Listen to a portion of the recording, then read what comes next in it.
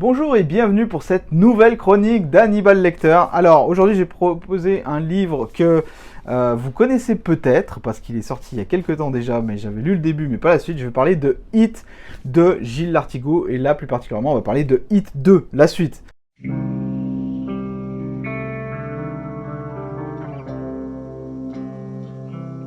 Si vous vous souvenez bien, il y a quelques années, j'avais déjà parlé d'un livre qui m'avait vraiment mis un coup de poing, It. Un livre que j'attendais pas du tout, vous pouvez retrouver la chronique ici ou là, bref, vous trouverez. Et je connaissais pas, on m'avait juste dit, écoute, lis-le, ça va vraiment te faire quelque chose. Et effectivement, quand je l'ai lu, ça m'a vraiment fait quelque chose. Ça m'a fait l'effet d'un coup de poing en fait, tellement les informations que j'ai trouvées dedans m'ont estomaqué, m'ont abasourdi. Voilà, je m'y attendais pas du tout, donc la surprise était d'autant plus forte. Alors on parle de quoi dans It et It 2 ? On parle d'alimentation, on parle de comment se prémunir du cancer, on parle des bienfaits de devenir végétarien, mais attention, c'est la démarche que j'ai aimée dans ces deux livres, c'est que Gilles Lartigot ne cherche pas à absolument essayer de vous imposer son point de vue, il vous montre juste comment on peut vivre en étant végétarien et pourquoi c'est peut-être mieux de changer un petit peu son mode d'alimentation, mais il va absolument pas vous dire que vous êtes Satan si vous mangez pas comme lui, quoi. Ça, c'est vraiment une démarche que j'ai vraiment aimée. Donc, dans It 2, de quoi on parle ? Eh bien, de plusieurs choses. Dans It 2, on va un petit peu plus loin que juste l'alimentation. Gilles Lartigot, on sent, est préoccupé par beaucoup de choses. De l'alimentation de It 1, on s'élargit un petit peu aux problèmes sociétaux qu'on a aujourd'hui, comme par exemple le système de santé, comme ce qu'on fait de l'infobésité, le fait qu'on ne nourrit plus son cerveau du tout. Donc ça, on sent que c'est des thématiques qui le touchent vraiment. Ce que j'ai aimé, c'est qu'il reprend les choses que j'avais aimées dans le premier It, c'est-à-dire que très souvent vous avez des photos, des belles photos, des photos chocs avec des titres chocs qui aèrent la lecture. Donc ça c'est le premier point, c'est que ça a on a beau l'impression que c'est un pavé, mais c'est un pavé aéré si je puis dire, et illustre particulièrement, vous mettre dans l'ambiance. Moi ce que j'aime bien, c'est que parfois les photos accompagnées de juste cette petite phrase font passer un message choc, et il y a beaucoup de messages chocs dans le livre, hein. Ça c'est vraiment impressionnant, vous voyez, par exemple. Parce que oui, la société s'est perdue à force de s'industrialiser, à force d'utiliser des pesticides et des substances pas naturelles, et toute la série des conservateurs quelque chose, en gros, grosso modo. Vous voyez, un autre exemple, plus on regarde la télé, moins on parvient à l'éteindre. Moi j'ai aimé toutes ces... C'est comme des interruptions, mais en même temps c'est des mises en ambiance. Et ça manque souvent dans les livres de nos jours, des mises en ambiance en fait. J'aime également le fait que ce n'est pas... Même si beaucoup de thèmes sont abordés, on y parle notamment de système de santé, d'alimentation, des abattoirs. Ce qui se passe dans les abattoirs, c'est pas joli les amis, hein. Il se passe vraiment beaucoup de choses qui vous dégoûteraient presque de la viande. On y parle également de survivalisme, d'infertilité, d'infobésité, de ce qu'on fait avec nos personnes âgées. Donc vous voyez, le prisme s'élargit un petit peu. Donc ça, on sort juste de l'alimentation. C'est peut-être quelque chose qu'on pourrait en faire également un reproche, c'est-à-dire que on part un petit peu plus dans tous les sens, et du coup, si on n'a pas lu le premier livre, peut-être que le message de l'alimentation est peut-être un tout petit peu moins fort. Mais si vous avez adoré le premier, celui-ci est une suite logique et vous apportera énormément de compléments. Mais vous voyez, quand on parle des systèmes de santé, c'est pas Gilles Lartigot qui va nous parler des systèmes de santé. Non, c'est plus intelligent que ça. Il va faire intervenir un expert qui l'interviewe, et les interviews sont retranscrites sous forme conversationnelle dans le livre, et ça du coup on a le point de vue de quelqu'un qui est directement sur le terrain, d'un médecin urgentiste par exemple qui est directement sur le terrain, et qui nous dresse un petit peu le tableau du système de santé avec les historiques, les lois qui ont été des tournants pour notre système de santé, etc. Quand il parle de survivalisme, c'est pas que son expérience de survivalisme, il va prendre l'avion, aller jusqu'au fin fond du Montana et interroger quelqu'un qui est vraiment dans le survivalisme depuis des années.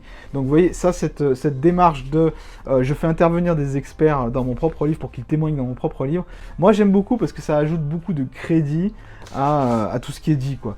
Après, toutes les opinions, on peut ne pas être d'accord avec toutes les opinions, parce qu'il y en a finalement, le livre se retrouve comme ça être un concentré d'opinions différentes venant de différents horizons.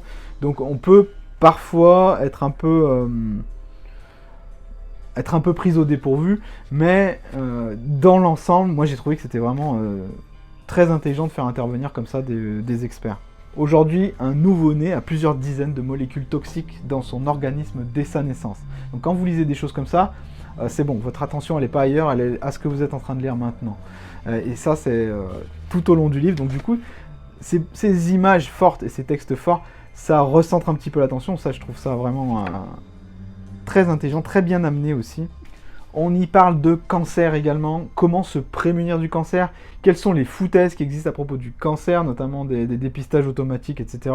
Il y a plein de pavés dans la mare qui sont jetés, et ça je trouve c'est intéressant de faire réfléchir les gens, ce qu'ils prennent pour acquis, donc ça peut faire vaciller certaines de nos croyances, certaines de des choses qu'on prenait pour acquises. On se rend compte également de l'influence des lobbies, notamment des lobbies de la santé, sur tout ce qui est industrie pharmaceutique, etc. C'est des choses, on a souvent vu des documentaires sur ces sujets-là, mais de le voir documenté, justement, de le voir vu par des experts et de le voir un petit peu sur le ton conversationnel, ça change un peu. C'est comme si on était dans la même pièce et que Gilles était à côté et il nous parlait, quoi. Donc pour moi, c'est quelque chose de plus fort que si je regardais de façon passive un documentaire sur Arte qui nous décrit un petit peu les choses.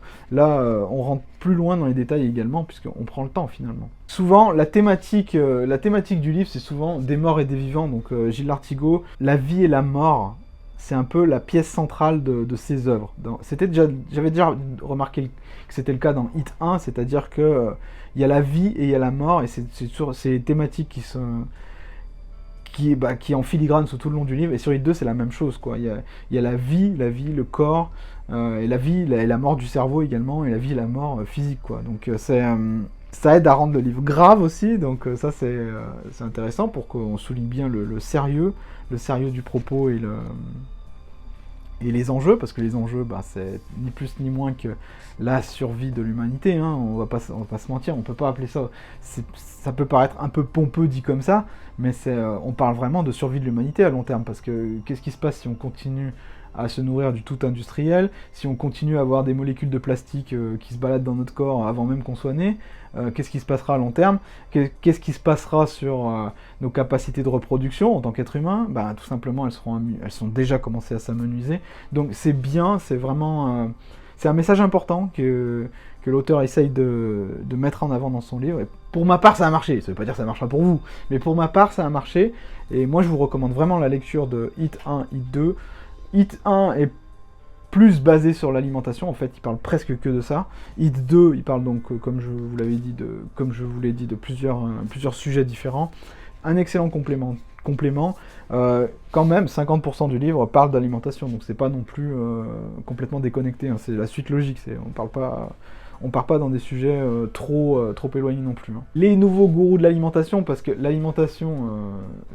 depuis la publication de Hit 1 qui est sorti en 2013 je crois, c'est devenu un petit peu une secte, hein, tout ce qui est alimentation. Donc il y a des nouveaux gourous qui disent ouais, faut plutôt faire ce régime là, faut plutôt manger comme ça, faut plutôt manger telle ou telle chose et